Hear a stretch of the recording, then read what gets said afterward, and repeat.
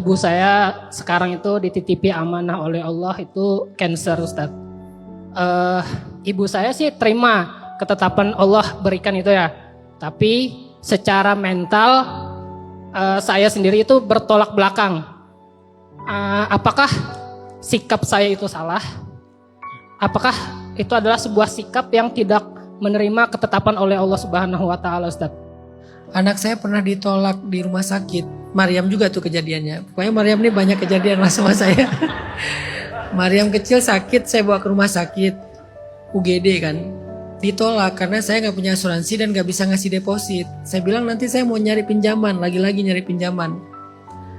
Mereka nggak mau, oknum sih mungkin ya, oknum, tapi menyakitkan sekali. Akhirnya saya terpaksa bawa pulang lagi Maryam dalam keadaan masih sakit parah, sambil saya nangis gara-gara ditolak di rumah sakit.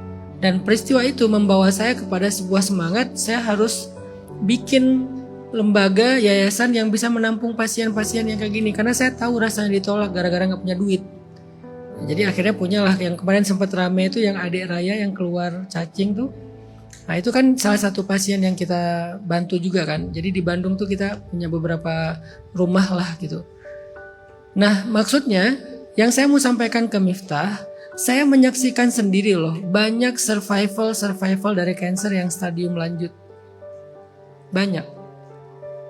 Rata-rata ovarium sama kanker payudara. Itu rata-rata yang saya saksikan itu mereka survive. Ada tetangga saya juga kanker payudara stadium 4, divonis 6 bulan lagi sama dokter. Tapi alhamdulillah orangnya tuh perempuan yang solehah, yang aktivis banget.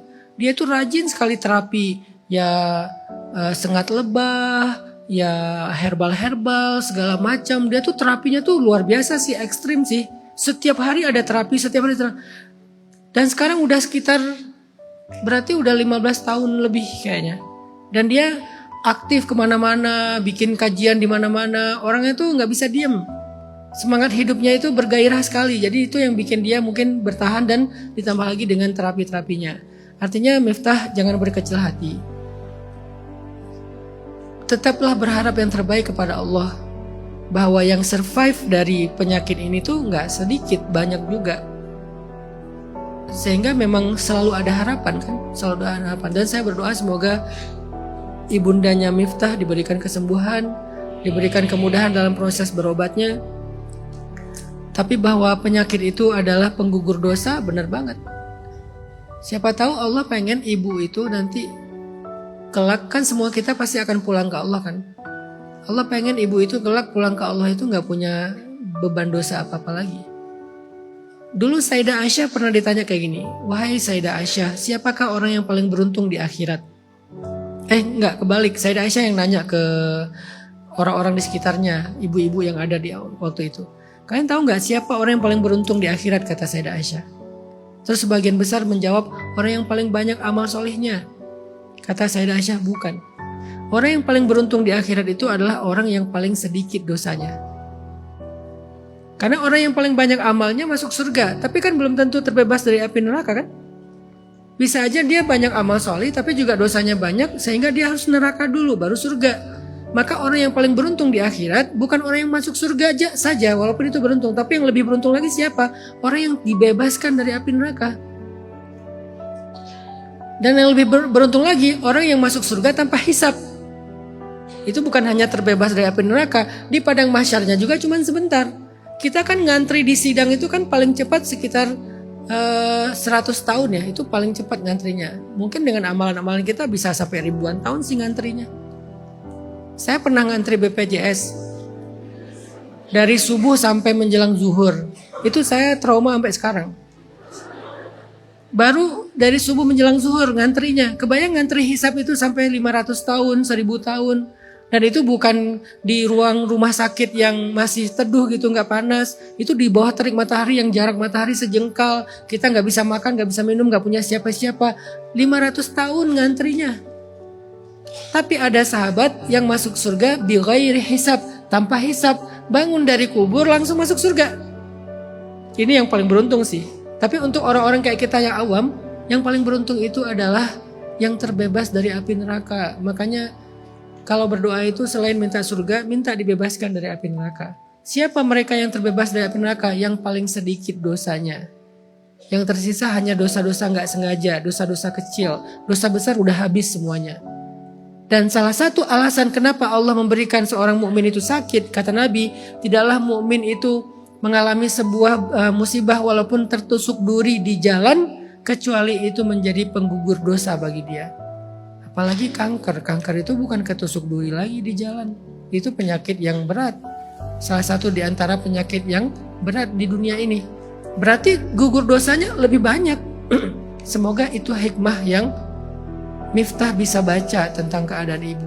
Saya percaya Miftah tuh kontra sama takdir gara-gara terlalu sayang sama ibu. Dan gak tega ngelihat keadaan ibu kan. Udah pasti itu. Jadi Miftah gak akan bisa berdamai dengan takdir kalau belum ngerti Allah. Kita kalau belum ngerti seseorang cenderung kontra sama dia. Ini saya kasih contoh ya buat cowok-cowok ya. Cewek itu, ini rahasia cewek nih. Cewek itu kalau ngomong A maksudnya Z. Kita harus ngerti, kalau enggak kita bakal kontra sama istri sama anak-anak perempuan kita. Dia tuh kalau ngomong pergi, itu maksudnya jangan kemana-mana ya, di rumah aja. Kalau dia bilang aku benci sama kamu, itu artinya aku sayang banget sama kamu. Itulah kenapa cewek sen kanan belok kiri. Jadi dia kalau mau belok kiri dia bilangnya aku ke kanan ya, aku ke kanan ya, ke kanan ya, gitu. Emang kayak gitu gayanya. Nah kalau suami nggak paham istri, dia cenderung kontra sama istrinya.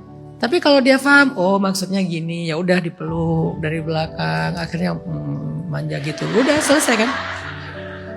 Saya kalau istri lagi ngambek, saya tahu gimana cara. Dia kalau ngambek itu bukan suruh saya pergi, walaupun dia tutup pintu kamar, disuruh bukain.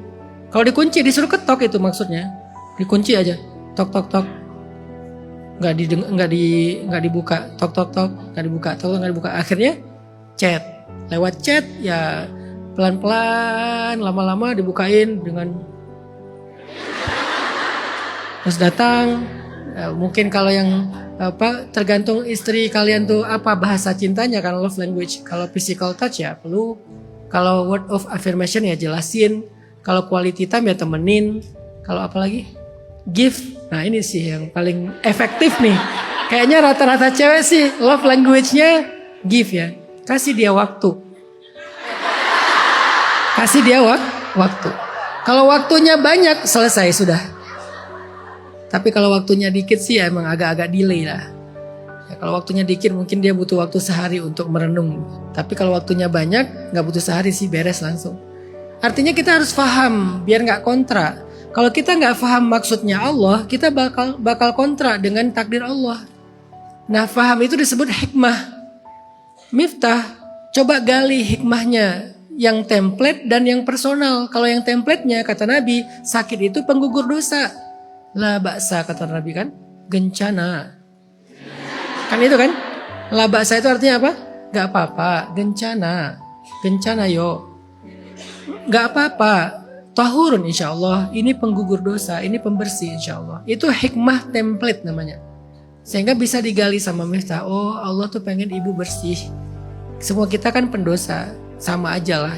Tapi Allah pengen hambanya yang ini tuh bersih-bersih. Nanti suatu saat ketika dia kembali kepada Allah, dia kembali dalam keadaan udah bersih, dibebaskan dari neraka. Itu beruntung banget loh sebetulnya. Walaupun sakit itu kayak tadi saya bilang, takdir itu emang dimulai dengan hal yang kita gak suka. Memang yang namanya sakit gak enak gitu. Tapi tahu gak itu rencananya apa? Kalau kita nggak paham, nggak hikmah, kita cenderung kontra sama Allah. Kenapa sih kayak gini? Apa sih maunya Allah? Kok jadi kayak gitu? Hidup nggak adil. Kita kontra gara-gara kita nggak ngerti, gara-gara kita nggak hikmah. Tapi kalau kita hikmah, oh Allah maunya kayak gini.